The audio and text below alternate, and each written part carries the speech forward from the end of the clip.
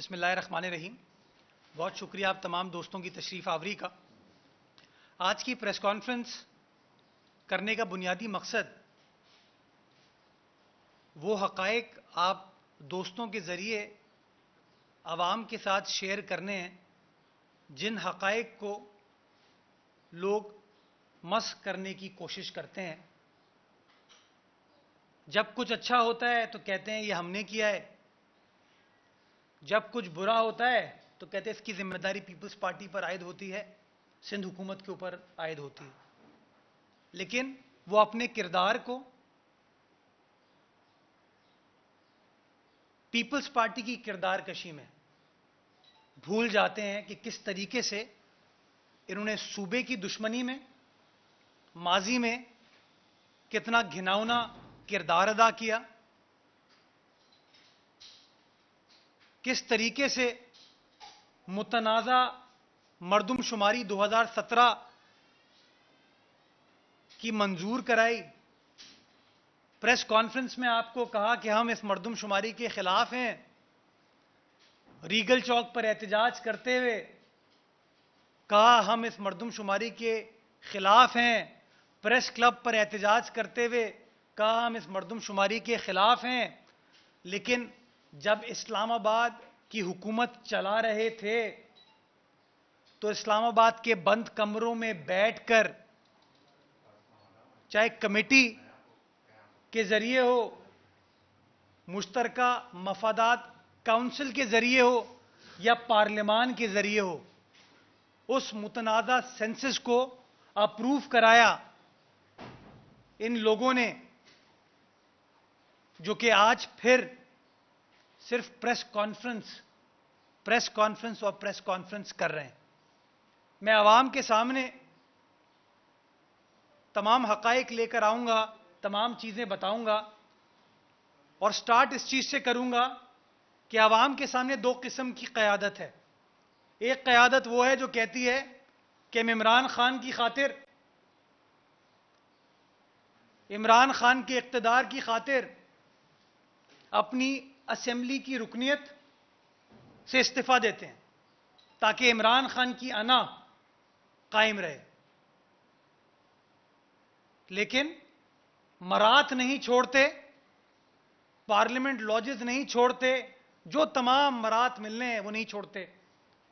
और फिर अदालत के जरिए जब उनके इस्तीफे मंजूर हो जाते हैं तो अदालत जाते हैं, कहते हैं हमारे इस्तीफों को गलत मंजूर कर लिया। यानी कि एक असेंबली की रुकनियत, ऐलान कुछ करते हैं और काम कुछ और करते हैं। आवाम को कहते हैं हमने इस्तीफा दे दिया, अदालत को जाके कहते हैं हमारा इस्तीफा गलत मंजूर हुआ और फिर धरना देते हैं। तो इतनी इनको ओहदों की का लाचार है। और दूसरी तरफ मेरी पार्टी का चेयरमैन है बिलावल भुट्टो जरदारी साहब, पाकिस्तान का मौजूदा वजीर खारजा है।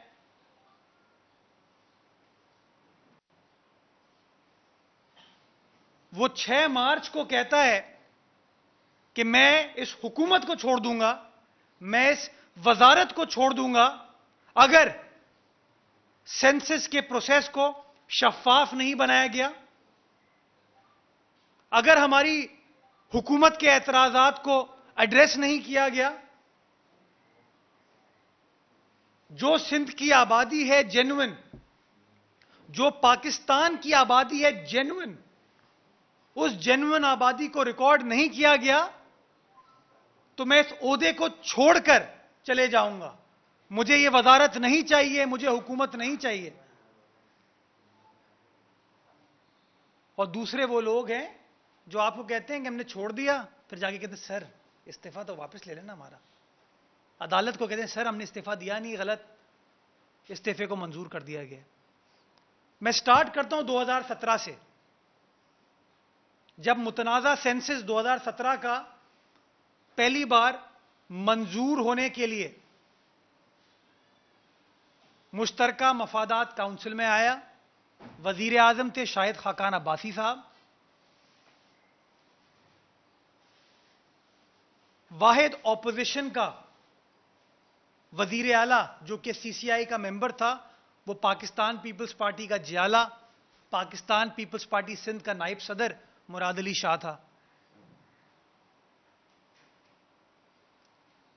पीपल्स पार्टी ने मुश्तरका मफादात काउंसिल के अंदर एतराज उठाया और कहा कि आपने हमारे सूबे की दुरुस्त आबादी नहीं गिनी है, और ये जो आप 48 मिलियन कह रहे हैं, ये 48 मिलियन नहीं है, इससे ज्यादा है।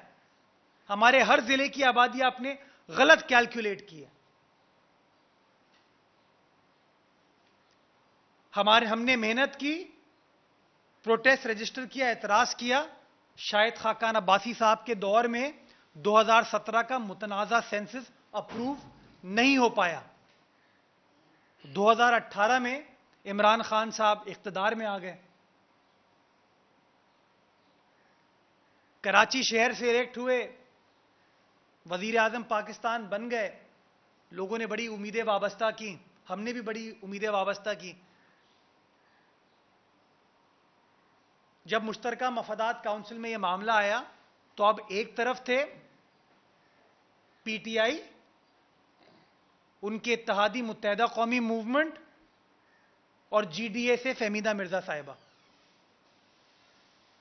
मुश्तरका मफादात काउंसिल में वजीर आजम पाकिस्तान इमरान खान थे, वफाकी वजीर असद उमर साहब थे, बाकी तीनों सूबों के वज़राए आला थे, और एक जियाला था मुराद अली शाह, पीपल्स पार्टी।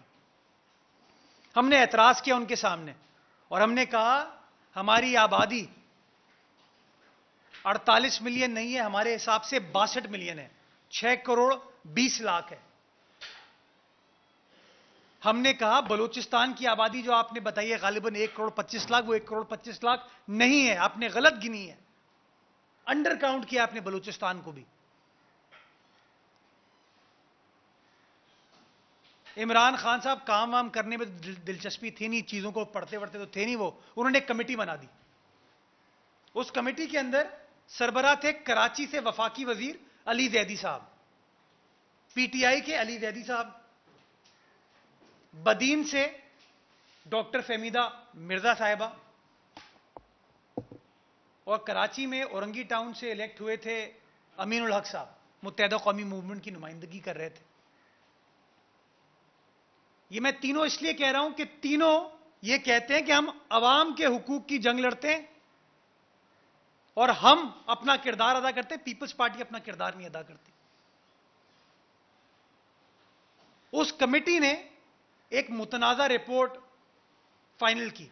उस रिपोर्ट में सिंध हुकूमत से मशावरत नहीं की गई और उस रिपोर्ट में उन्होंने उस मुतनाज़ा 2017 के सेंसस को अप्रूव करने का फैसला कर लिया। कौन लोग थे? पीटीआई, जीडीए, मुत्तहदा कौमी मूवमेंट। उन्होंने उसको अप्रूव करने का फैसला किया। अपनी रिपोर्ट को उन्होंने मुश्तरका मफादात काउंसिल में भिजवा दिया। मुश्तरका मफादात काउंसिल के सरबराह थे कौन? पाकिस्तान तहरीक इंसाफ के चेयरमैन, पाकिस्तान के कप्तान इमरान खान साहब। और उस मुश्तरका मफादात काउंसिल ने उस मुतनाज़ा सेंसस को गालिबन मार्च 2021 में मंजूर करने का फैसला कर लिया। वाहिद आदमी जिसने उस मीटिंग में प्रोटेस्ट किया, एहतजाज किया, वो पीपल्स पार्टी का चीफ मिनिस्टर था, सिंध का चीफ मिनिस्टर था, और कहा, वजीर आजम को कहा कि सर, सीसीआई की तारीख में कभी भी कोई फैसला मेजॉरिटी से नहीं हुआ, हमेशा यकसोई के साथ कंसेंसस बिल्ड करता है वजीर आजम और फैसला करता है। असद उमर साहब भी बैठे हुए थे वहां पे, कराची से ताल्लुक है, कहा, लेकिन वजीर आजम इमरान खान ने नहीं बात सुनी और उन मुतनाज़ा सेंसस को अप्रूव करने का फैसला किया। वजीर आला सिंध ने कहा, सर मैं इसको नहीं मानता, मैं एहतजाज करूंगा, मैं डिसेंट करूंगा, मैं डिसेंट करूंगा। ये वो डिसेंटिंग डॉक्यूमेंट है जो वजीर आजम पाकिस्तान को, उस वक्त के इमरान खान को 14 अप्रैल 2021 को पाकिस्तान पीपल्स पार्टी सिंध के नायब सदर बिलावल भुट्टो जरदारी की पाकिस्तान पीपल्स पार्टी के नायब सदर आसिफ अली जरदारी साहब की पीपल्स पार्टी के नायब सदर मुराद अली शाह ने 14 अप्रैल को डिसेंड किया। पहली बार तारीख में एक वजीर आला खड़ा हो गया, उसने कहा मैं आपकी बात को नहीं मानता और कहा आपने मेरे सूबे को अंडर काउंट किया है, आपने मेरे सूबे के अजला को, शहरों को अंडर काउंट किया है। बात यहां नहीं रुकी। आईने पाकिस्तान आर्टिकल 154 में इस बात की इजाजत देता है कि अगर आप मुश्तरका मफादात काउंसिल के फैसले से इत्तफाक नहीं करते तो आप पार्लियामान में अपनी अपील फाइल कर सकते हैं। आर्टिकल 154 सब आर्टिकल 7 यह कहता है, 154 sub article 7 of the constitution of Pakistan. Pakistan Peoples Party ने, ये मगरमच्छ के आंसू बहाते हैं ये लोग, अंदरूने खाना कुछ और करते हैं, बाहर कुछ और करते हैं। पीपल्स पार्टी ने अपना अपील पार्लियामान को भिजवाई और मुश्तरका इजलास पार्लियामान का गालिबन नवंबर या अक्टूबर 2021 में मुनक्किद हुआ। उसमें पीपल्स पार्टी ने भरपूर एहतजाज किया। मुझे आज भी याद है सेनेटर ताज हैदर साहब ने फ्लोर ऑफ द हाउस पे बताया कि आप हमारे सूबे की पॉपुलेशन को, आबादी को गलत रिकॉर्ड कर रहे हैं। लेकिन चूंकि हमारी अक्सरियत नहीं थी पार्लियामान में, पीपल्स पार्टी के 54-55 एमएनएज हैं, 20-21 हमारे सेनेटर्स हैं, तो उन्होंने उस मुतनाज़ा सेंसस को पार्लियामान से मंजूर कराया। अब उस पार्लियामान में पीटीआई भी थी, उस पार्लियामान में एमक्यूएम भी थी, उस पार्लियामान में जीडीए भी थी, जमात इस्लामी भी थी। सिराजुल हक साहब खुद सेनेटर है माशाल्लाह, खुद माशाल्लाह उस वक्त वो उनकी नुमाइंदगी थी, लेकिन उन्होंने कुछ नहीं किया। प्रेस कॉन्फ्रेंस, धरना, एहतजाज, लोगों को वरगलाना, उसके अलावा उन्होंने कुछ नहीं किया। और पीटीआई ने लॉलीपॉप दिए कि अगला सेंसस हम कराएंगे डिजिटल। आज मैं असद उमर साहब की प्रेस कॉन्फ्रेंस सुन रहा था। जो काम करने से पहले है जज्बा जुनून सुनते हैं ना, गाने सुन के माशाल्लाह काम का इब्तिदा करते हैं लोग, अल्लाह का नाम लेके इब्तिदा करते हैं। ये अपने आप को इंस्पिरेशन लेने ऐसे ऐसे ऐसे कहते थे ना, बेड़ा गर्क किया पाकिस्तान का इन लोगों ने 4 सालों में। खैर, गलत बयानी की इंतहा मैं सुन रहा था। आप कुछ दोस्त भी अभी वहां से आ रहे हैं, फरमाते हैं कि वजीर आला सिंध उस वक्त एतराज कर रहे थे, यानी कि वो इस बात का एतराफ कर रहे हैं कि वजीर आला सिंध ने उस वक्त भी एतराज किया था। और वो कहते हैं पता नहीं एतराज क्यों कर रहे थे, मर्दमशुमारी तो सूबाई हुकूमत करती है। यार कितने अहमक हो आप, या परपेचुअल लायर हो आप? क्योंकि मुझे समझ नहीं आता, इतने बड़े बड़े ओहदों पर फायद रहे, वफाकी वजीर रहे, पार्लियामान के मेंबर रहे, या तो गलत बयानी करो या अहमक हो। कहते स्टूपिड। फरमाते हैं कि पता नहीं क्यों एतराज कर रहे हैं कि मर्दमशुमारी तो सूबाई हुकूमत करती है। यार अकल के अंधों, ये कागज इकट्ठा होता है मर्दमशुमारी में जब 2017 में हुआ था, और आज डिजिटल सेंसस में उस टैबलेट के जरिए रिकॉर्ड इकट्ठा होता है, और रिकॉर्ड इकट्ठा होने के बाद इस्लामाबाद ट्रांसमिट कर दिया जाता है। अंग्रेजी में कहते हैं रिकॉर्ड को कोलेट करना, कोलेट, COLLATE, रिकॉर्ड को इकट्ठा करना। वो कोई सूबाई हुकूमत इकट्ठा नहीं करती है, वो पाकिस्तान ब्यूरो ऑफ स्टेटिस्टिक्स करता है, वफाक करता है। मैंने इस कमरे में लेट से मिसाल के तौर पे 30 लोग बैठे हैं अभी, मैं इन्यूमरेटर हूं, मैं वो असिस्टेंट कमिश्नर हूं, मैं लिखता हूं और मैं कहता हूं कि 30 लोग घर नंबर 1 क्लिफ्टन ब्लॉक 2 में मौजूद हैं, और मैं लिख के उसको इस्लामाबाद भेज देता हूं। इस्लामाबाद में वो जो रिकॉर्ड इकट्ठा कर रहा है, जो फाइनलाइज कर रहा है, कोलेट कर रहा है, वो 30 की जगह 3 लिख देता है, तो मुझे कैसे पता चलेगा? क्यों? क्योंकि मेरे पास वो रिकॉर्ड नहीं है, इसकी कॉपी मेरे पास नहीं होती। पीपल्स पार्टी ने, मुराद अली शाह ने, सिंध हुकूमत ने 2017 में भी कहा था इसकी एक कॉपी आप इस्लामाबाद लेके जाएं, एक कॉपी उस कंसर्न्ड असिस्टेंट कमिश्नर के पास रखें, एक कॉपी आप चीफ सेक्रेटरी के पास रखें, ताकि कल को कोई कंट्रोवर्सी क्रिएट ना हो। लेकिन उन लोगों ने उस वक्त भी हमें रिकॉर्ड नहीं दिया, और जब अब की बार ये डिजिटल सेंसस कराने का पीटीआई ने फैसला किया, तो उसके अंदर भी वो टैबलेट रिकॉर्ड भेज रही है, उसका कोई प्रूफ चीफ सेक्रेटरी के पास नहीं है, उसका कोई प्रूफ कंसर्न्ड असिस्टेंट कमिश्नर के पास नहीं है। ये असद उमर साहब पूछ लें अपने, जिन सूबों में सूबाई हुकूमत इनकी रही है, उनसे पूछ लें, उन असिस्टेंट कमिश्नर साहिबान से पूछ लें, उन डीसी साहिबान से पूछ लें, उन सेक्रेटरी से पूछ लें, अहमकाना स्टेटमेंट देने से पहले,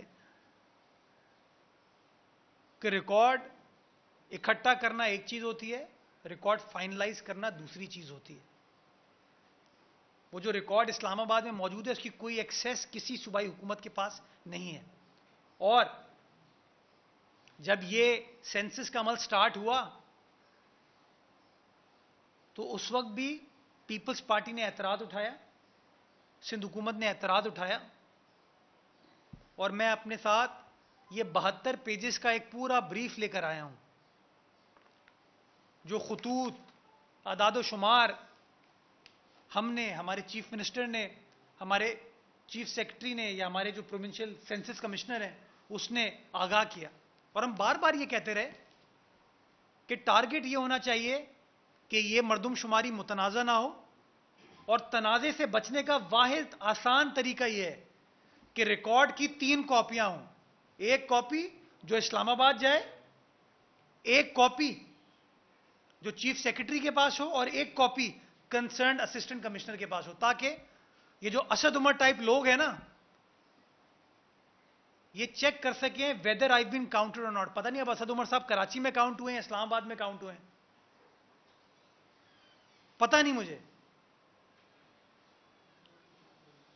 तालीम यहां से हासिल करते हैं, इलेक्ट कहीं और से होते हैं, सियासत किसी और की करते हैं। यही चीज में ये सारे आपको हकायक इसलिए बताऊं, मैं आपको मिसाल देता हूं। आखिरी खत, बल्कि चले इससे स्टार्ट करते हैं। आज सुबह भी एक मीटिंग हुई, उस मीटिंग में फैसला इन्होंने किया, वफाकी हुकूमत ने, कोई पॉलिटिकल लीडरशिप नहीं थी, चीफ सेक्रेटरी साहिबान उसमें थे, कि जिन जिन तहसील में 1.5% एनुअल ग्रोथ हो चुकी है ना, उसको लॉक कर दिया जाएगा, फ्रीज कर दिया जाएगा, उसमें मजीद मरदमशुमारी नहीं होगी। यानी कि अगर एक तहसील है, उस तहसील में हर साल 2017 से लेकर आज तक 1.5% एनुअल इजाफा हो चुका है, तो अब वहां मजीद काउंट करने की जरूरत नहीं है।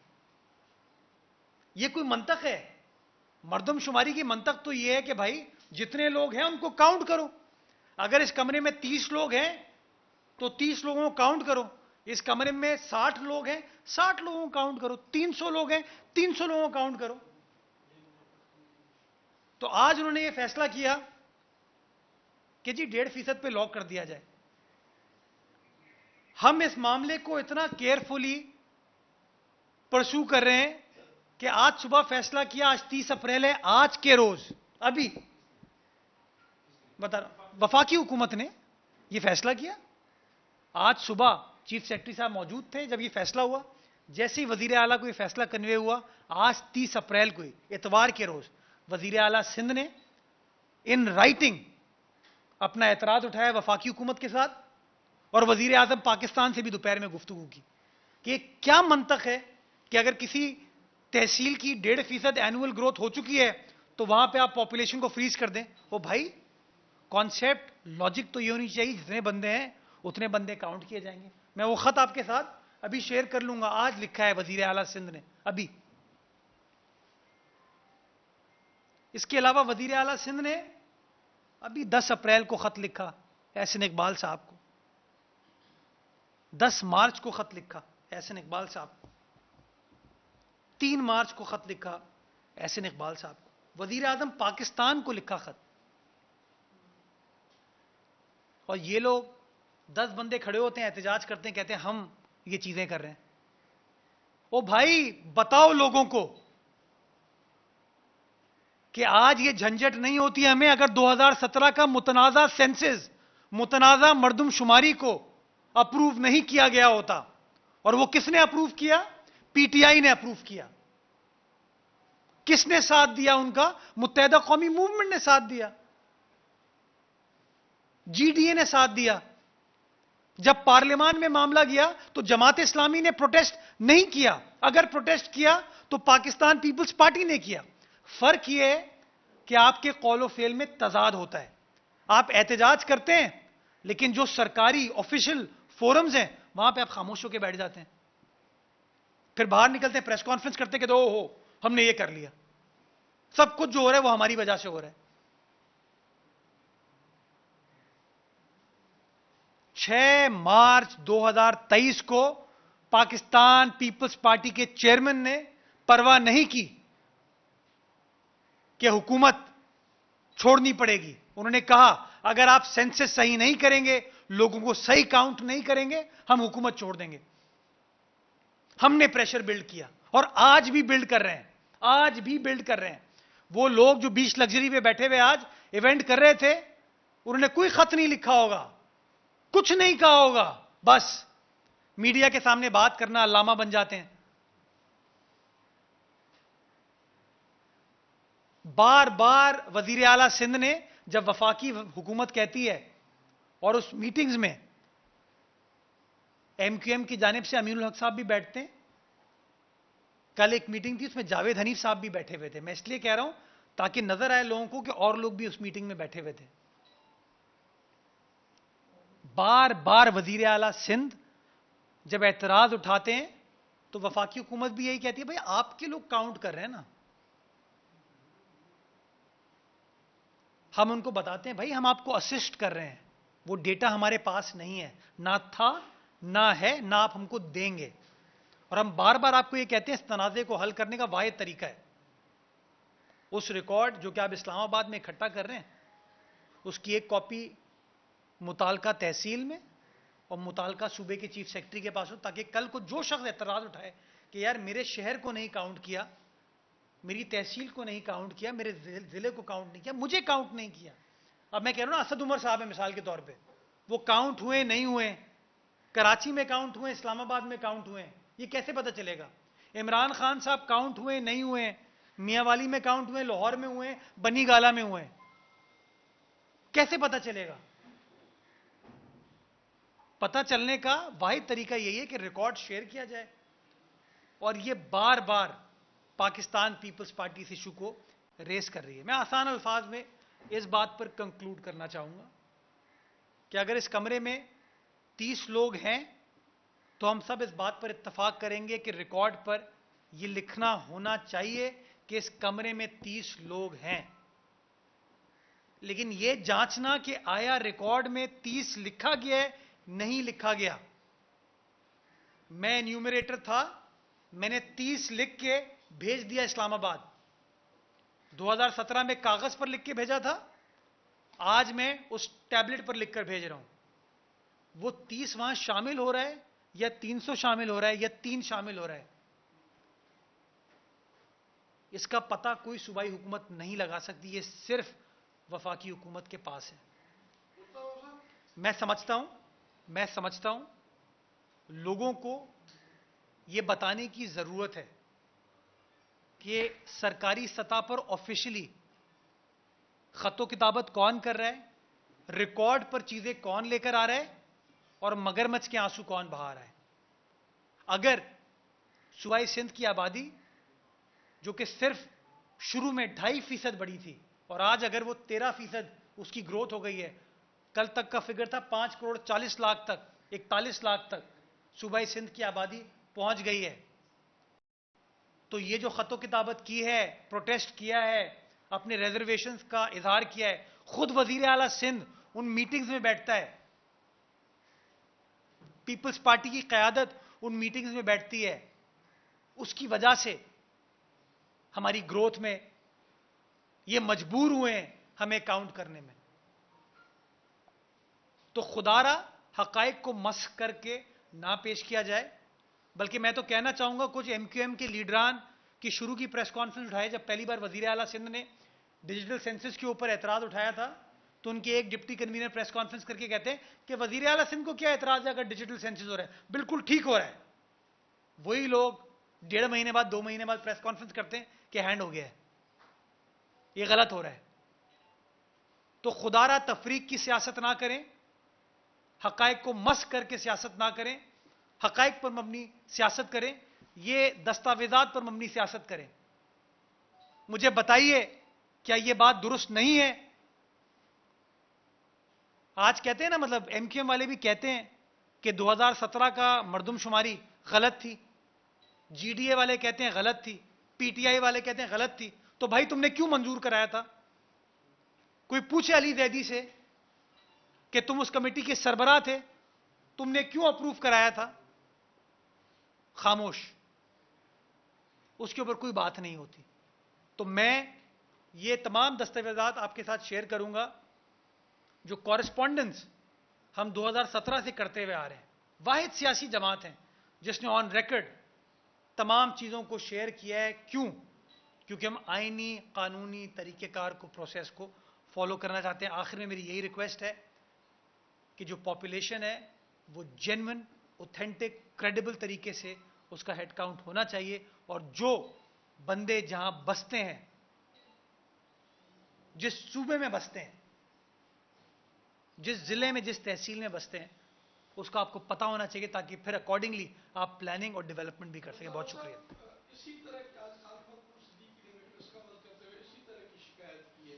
उसने कहा है कि मरदमशुमारी की तारीख में तो तोसी कर दी गई है, लेकिन संघ के अफसरान को कहा गया है अब मजीद आप काम नहीं करो और रजिस्ट्रेशन नहीं करो। इसके क्या मतलब है? उसमें कौन रोक रहा है उनको ये मजीद मरदमशुमारी करने से?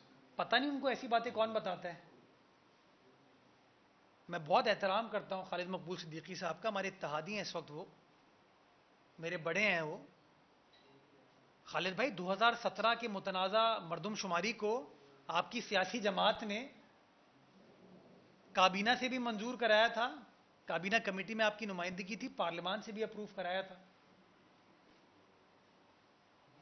अभी भी आपके लोगों ने, जब हम प्रोटेस्ट कर रहे थे कि सही पॉपुलेशन सेंसस नहीं हो रहा, तो आपके लोग प्रेस कॉन्फ्रेंस करके कह रहे थे कि बिल्कुल ठीक हो रहा है, हमें एतराज नहीं करना चाहिए। अब आप वही बात कर रहे हैं जो हम कर रहे हैं, लेकिन चूंकि पॉलिटिकल मंजन सबको अपना अपना मतलब क्रेडिट लेने की बात है ना, कि जमात इस्लामी सबकत ले या एमक्यूएम सबकत ले, क्योंकि सबको परेशानी है कि पीपल्स पार्टी कराची हैदराबाद जीत के आ गई है, तीर चल पड़ा है, तो अब वो इस तरह की बातें करें। अगर अफसरान को रोका होता तो हम लोग इस वक्त 14% ग्रोथ पे नहीं आए होते और 5 करोड़ 40 लाख हमारी आबादी रिकॉर्ड पर नहीं आई होती। नंबर एक। नंबर दो, अगर देखिए हमारा इंटरेस्ट है, हम हुकूमत में सबसे बड़े स्टेक होल्डर हम हैं, जितनी ज्यादा पॉपुलेशन होगी उतनी ज्यादा सीटें होंगी हमारे सूबे की, जितनी ज्यादा पॉपुलेशन होगी उतने ज्यादा वसाइल हमें वफाक से मिल पाएंगे। हम क्यों एतराज करेंगे? उतना ज्यादा पानी हम वफाक से ले पाएंगे। हम तो चाहते हैं कि जो जेन्युइन पॉपुलेशन है हमारे सूबे की वो रिकॉर्ड पर आनी चाहिए, ताकि हमारे सूबे का जो ड्यू कॉन्स्टिट्यूशनल राइट है, शेयर है, वो मिले। और अगर खालिद साहब को किसी ने बताया है तो प्लीज उनसे सवाल पूछिएगा कि कोई बता दें किसी अफसर को अगर ये बात कन्वे की गई हो। मेरे पास तो आज भी इत्तला है, आज भी टुडे, कि मेरा कोई जानने वाला है जिसके घर पे इन्यूमरेटर आया था हेड काउंट करने के लिए, आज भी, एज वी स्पीक, 30 अप्रैल के रोज, आज भी कराची में जिला जुनूबी के अंदर इन्यूमरेटर आज भी आया था। मैं आज की बात कर रहा हूं आपसे। सर, अभी आपने बताया कि जिस तहसील में 1.5% अगर ग्रोथ रेट है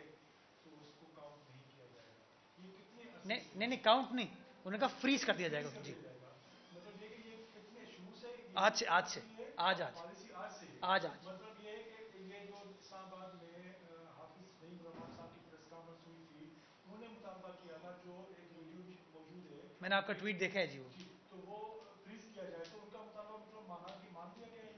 मुझे नहीं पता कि उन्होंने अंदर ये मुतालबा किया था नहीं किया था, या प्रेस कॉन्फ्रेंस की हद तक बात की गई थी, मुझे ये नहीं पता।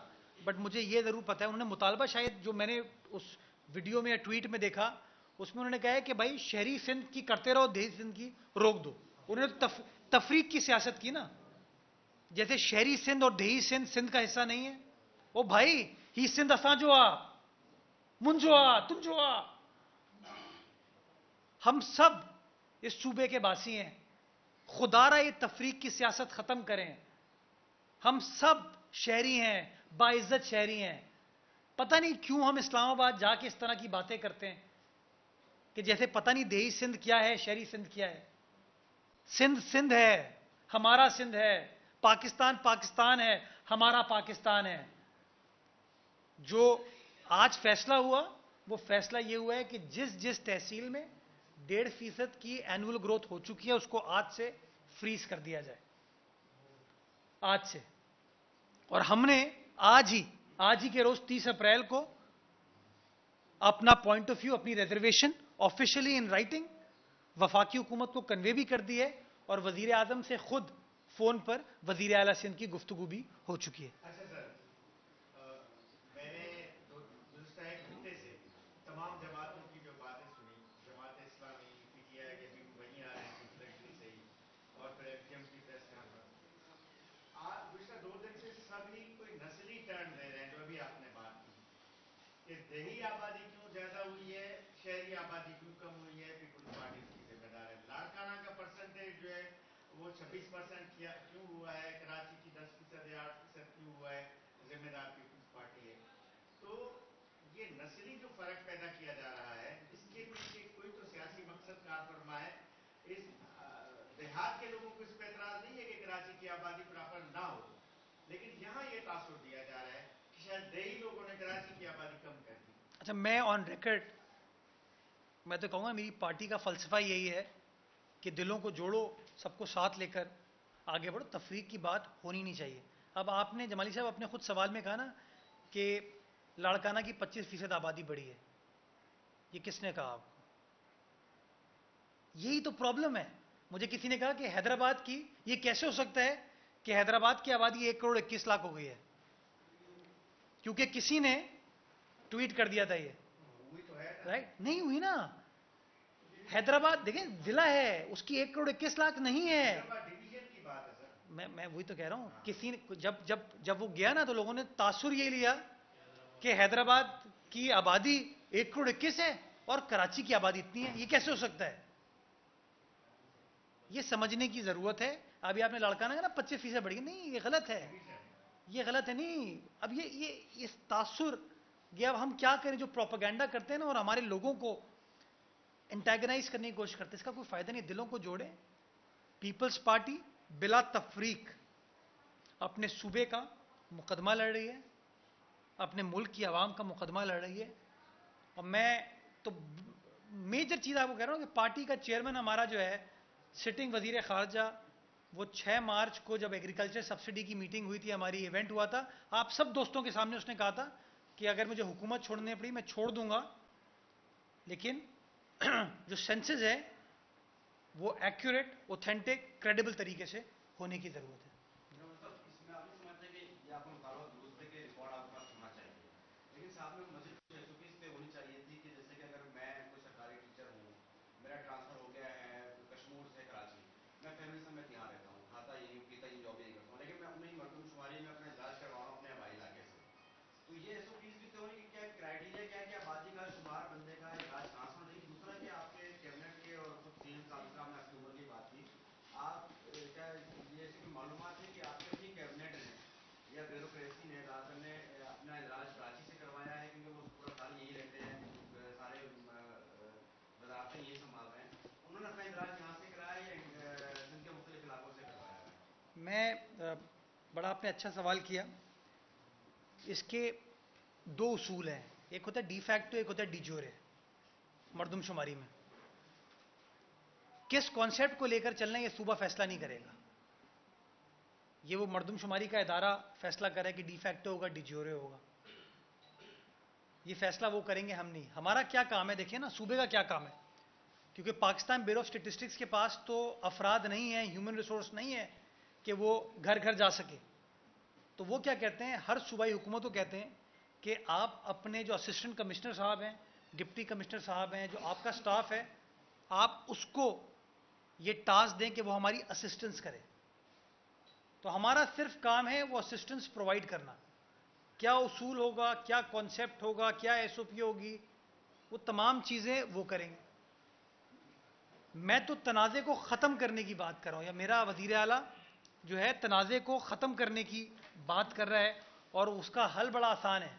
हल सिर्फ जमात इस्लामी नहीं, हल बड़ा आसान है कि एक कॉपी यहाँ हो, एक कॉपी वहाँ हो, पता चल जाएगा कि मैं झूठ बोल रहा हूँ या आप झूठ बोल रहे हैं, मैं गलत बयानी कर रहा हूँ या आप गलत बयानी कर रहे हैं।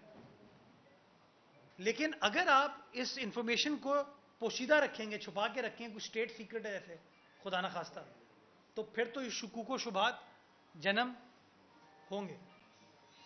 और मैं आपको बताऊं ना, जैसे इस्लामाबाद की पॉपुलेशन भी नेगेटिव थी शुरू में, लाहौर की भी शुरू में नेगेटिव थी, अभी लाहौर थोड़ा पॉजिटिव हो गई है, गालिबन 4% की ग्रोथ है। तो ये कैसे हो सकता है? तो कहीं ना कहीं प्रोसेस को उन्होंने सही तरीके से नहीं किया। मैं खत आपके साथ शेयर करना चाहता हूं जिसके अंदर वज़ीर आज़म सिंध ने ये बात भी कही है, सिंध हुकूमत ने, कि ये डी फैक्टो तरीके से होना चाहिए। तो हम तो जो है बिल्कुल एब्सोल्युटली हम समझते हैं कि जो जेन्युइन हेड काउंट है वो जेन्युइन हेड काउंट आना चाहिए, ताकि आपको पता चल सके कि आपके सूबे में कितने लोग बसते हैं, कितने लोग रहते हैं। और कुछ सर ये कराची के कुछ इलाकों में अभी तक जो है वो सिर्फ मर्दमशुमारी हुई है। महमूदाबाद का इलाका है, वहाँ पे जो है आदमशुमारी किया जो अमला है वो अभी तक नहीं आया। मैंने वो कंप्लेन की उसको की है। और दूसरी बात एक ऑडियो रिलीज हुई है, एक खातून है वो कह रही है कि आप जो है हर एक ब्लॉक में 15 घर जो है वो किसी भी सूरत में आज के दिन काउंट करने हैं। अगर किसी ने भी किसी अमले ने ये नहीं किया तो उसका सस्पेंशन ऑर्डर उनके घर पहुंचा दिया जाएगा। और दूसरा सवाल ये है कि डॉक्टर बीरबल के कातिल अभी तक गिरफ्तार नहीं हुए हैं। अजमल सावंत के ये जांच कहाँ तक पहुंची? अच्छा, आपके सवाल में एक तजाद है। अच्छा, वो जो ए, पूछने ए, वाला है, एक मैं थोड़ा वजाहत कर दूं। ये जो उसने एक टीचर वाली जो वो किसी खातून वाली बात की, मतलब उसमें कॉन्सेप्ट ये उभर रहा है कि कराची की आबादी को मसनूई तौर पे बढ़ाने की बात की जा रही मैं है। इसका जवाब देता हूँ। हाँ। शुरू में एक सवाल पूछा गया कि टास्क दे दी गई है कि मजीद काउंट नहीं होगा, राइट? अभी आपके सवाल में उसका जवाब खुद आपने दे दिया कि काउंट तो चल रहा है। अब ये मैं नहीं कह रहा, तो आपका खुद सवाल कह रहा है। इसलिए मैं कहता हूँ जो बातें चल रही हैं ना, उन बातों पे नहीं, हम तो इन पे कागजात पर चलना चाहिए, ऑफिशियली ऑन रिकॉर्ड क्या चीज़ें हो रही हैं। तो काउंटिंग चल रही है।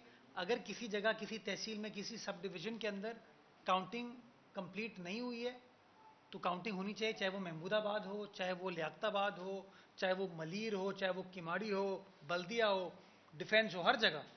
मैं तो लोगों को आज भी कहूँगा कि जिन जिन लोगों को कि घर अभी तक लोग नहीं आए, वो कंसर्न डीसी को मुतला करें, उनको बताएं कि भाई I have not been counted, my family has not been counted, ताकि स्टाफ उनके घर पे आए और उनको काउंट करें।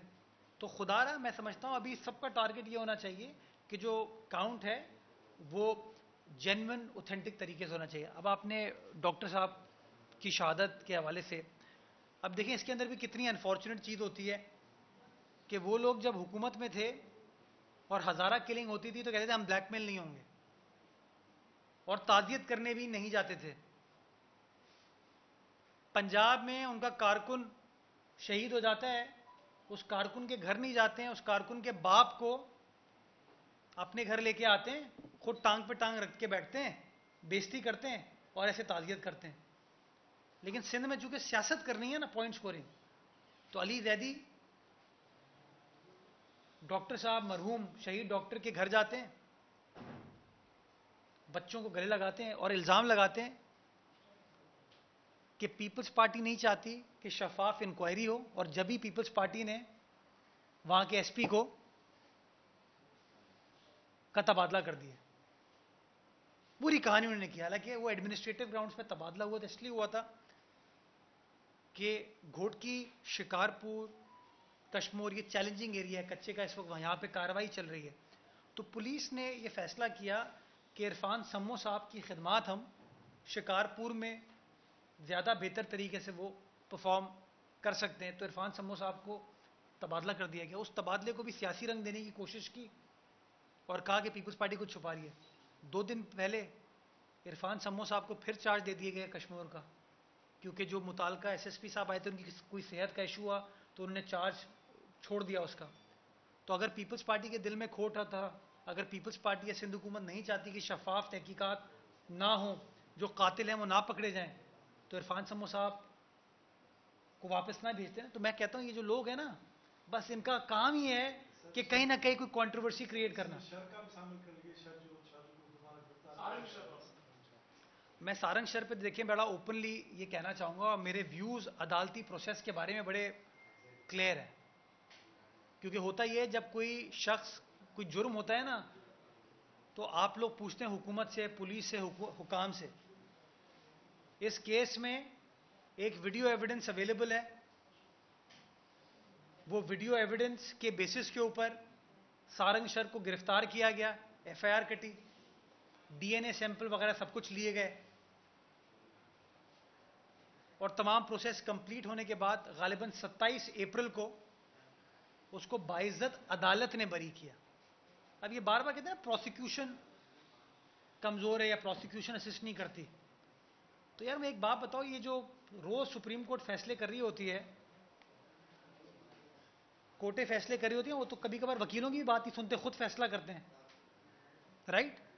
तो इस केस में जहां पे इतनी बड़ी वीडियो अवेलेबल है, उसमें जो मुझे अभी पता चला, क्योंकि तफसीली फैसला अभी तक नहीं आया, उस फैसले में इस बेस पर कि वो बच्चे ने सारंग शर को पहचानने से इवेंचुअली इनकार कर दिया।